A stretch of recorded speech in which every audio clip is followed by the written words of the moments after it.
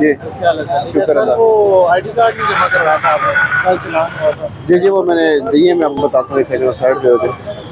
अब ये हमारे भाई हैं, अभी कुछ देर पहले हम ये रिमूव करवा के गए हैं, फिर ये गाड़ी लाकर खड़े हैं, इधर से अभी आए हैं। ये इनकी हमने कॉपी ले ली है। अब अच्छे भाई हैं, कोई इन्होंने पैसे वगैरह नहीं की, मान रहे हैं, ठीक है। हम इनके FIR वगैरह तो हम नहीं देते, कोई ऐसा तो इनका चलान वगैरह करके इनको रिलीज कर देते हैं, जो इनकी नो पार्किंग का चलान होता है। ठीक है,